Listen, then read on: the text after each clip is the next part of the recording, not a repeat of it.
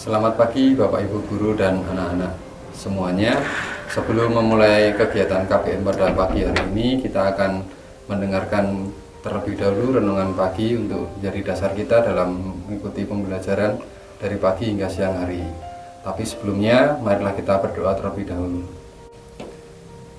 Allah Bapa yang bertata dalam kerajaan surga yang mulia, terima kasih ya Bapa atas penyertaan-Mu, sehingga kami semua dapat bangun pada pagi hari dan dapat mengikuti pembelajaran secara online dari rumah kami masing-masing, sehingga kami dapat mengikuti pembelajaran ini. Bapak, sebentar kami akan mendengarkan sebagian dari firman-Mu untuk mendasari kegiatan belajar mengajar kami. Bukalah hati dan pikiran kami, sehingga apa yang menjadi renungan dan firman pada pagi hari ini dapat menjadi landasan hidup kami untuk menjalani hidup ini sepanjang hari ini. Terima kasih ya Tuhan, amin. Renungan pada pagi hari ini diambil dari 1 Timotius 4 ayat 12. Janganlah seorang pun menganggap engkau rendah karena engkau muda. Jadilah teladan bagi orang-orang percaya dalam perkataanmu, dalam tingkah lakumu, dalam kasihmu, dalam kesetiaanmu, dan dalam kesucianmu. Nah, untuk renungan pada pagi hari ini kita beri judul Pemuda yang Berkarakter Kristus. Pemuda yang berkarakter Kristus, dalam nasihatnya Timotius kepada Paulus memberikan perintah supaya Timotius mampu menjadi teladan sekalipun Timotius masih sangat muda. Saat ini firman Tuhan juga menjadi nasihat bagi kita, rekan-rekan muda yang ada. Kita harus mampu menjadi teladan dalam perkataan kita, tingkah laku, kasih, kesetiaan, dan dalam kesucian. Untuk menjadi teladan, kita harus meneladani karakter Kristus. Dengan demikian, ketika orang melihat kita, maka orang lain akan melihat pribadi Kristus yang terpancar melalui hidup kita. Nah, saat ini kita akan belajar mengenai apa saja karakter Kristus yang harus ada di dalam hidup kita. Yang pertama, karakter Kristus yang harus ada dalam diri kita adalah peduli dengan orang-orang yang terpinggirkan. Kitab suci menceritakan banyak sekali kisah-kisah tentang kepedulian Kristus kepada orang-orang yang terpinggirkan. Setiap hari ia bergaul dengan orang-orang yang dianggap sampah oleh masyarakat.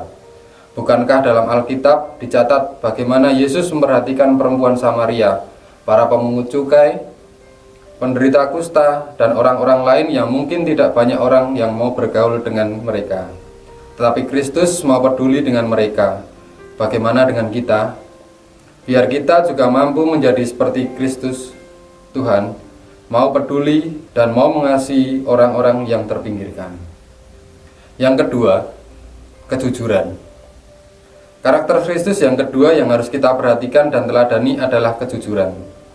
Dalam 2 Petrus 2 ayat 22 dikatakan, ia tidak berbuat dosa dan tipu, tidak ada di dalam mulutnya. Kita harus hidup dalam kejujuran. Saat ini kejujuran menjadi suatu yang sangat mahal. Godaan yang berlaku dan berkata tidak jujur ada di mana-mana.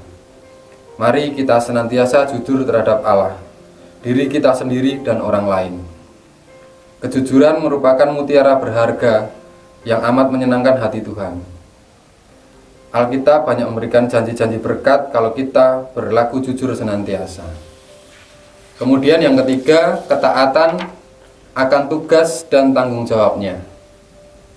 Mengenai ketaatan Kristus, tentu kita tidak akan meragukan lagi. Salib memberikan pesan bahwa ketaatan Tuhan Yesus kepada kehendak Bapa sungguh luar biasa. Bahkan saat sampai dia mati. Ketaatan seperti Tuhan Yesus inilah yang seharusnya menjadi teladan bagi kita. Seringkali berbagai pergumulan hidup di dunia membuat kita merasa terdesak dan sulit untuk percaya kepada Allah. Namun, kita diingatkan bahwa walaupun sulit dan menuntut pengorbanan, kita harus belajar taat kepada kehendak Tuhan.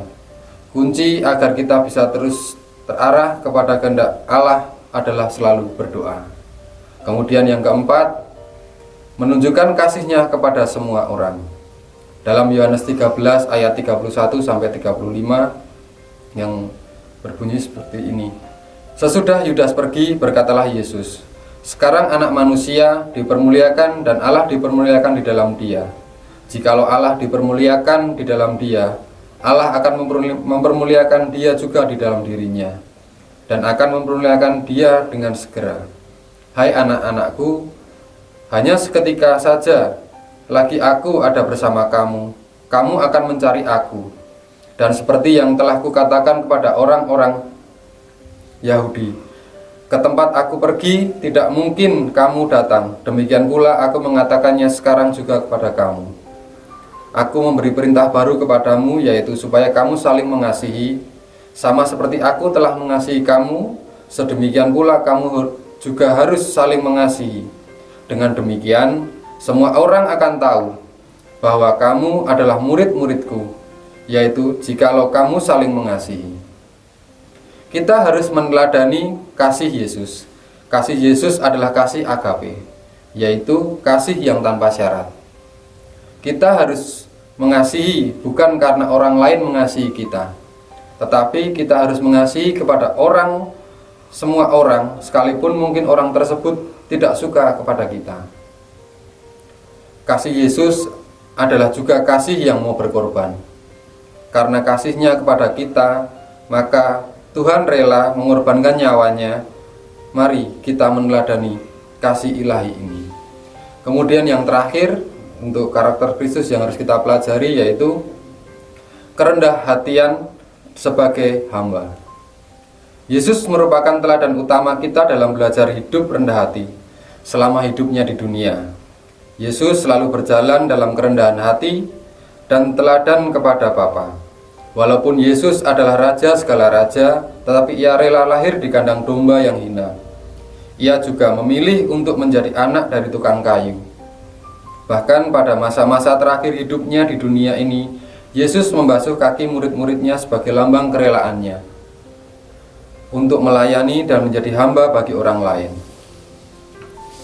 Yesus mengatakan kepada para muridnya, sebagaimana aku membasuh kakimu, maka kamu wajib saling membasuh kaki yang sama, yang mana berarti kamu harus saling melayani dan merendahkan diri. Selain berarti kerelaan untuk tidak dikenal, kerendahan hati juga berarti kerelaan untuk melayani dan menjadi hamba bagi orang lain. Kita wajib saling melayani satu dengan yang lain dalam kerelaan bila ingin hidup dalam kerendahan hati. Salah satu bentuk saling melayani tersebut adalah dengan saling mendoakan satu dengan yang lain. Karena itu, rendahkanlah dirimu di bawah tangan Tuhan yang kuat, supaya kamu ditinggikannya pada waktunya. Nah, syarat untuk mendapatkan promosi atau peninggian dari Allah adalah hidup dalam kerendahan hati. Bila kita hidup dalam kerendahan dan kerelaan untuk tidak dikenal dan melayani orang lain, maka Tuhan akan meninggikan kita pada waktunya.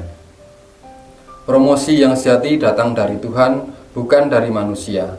Bila Tuhan sendiri yang mempromosikan kita, maka tidak ada satupun manusia yang dapat menghalanginya.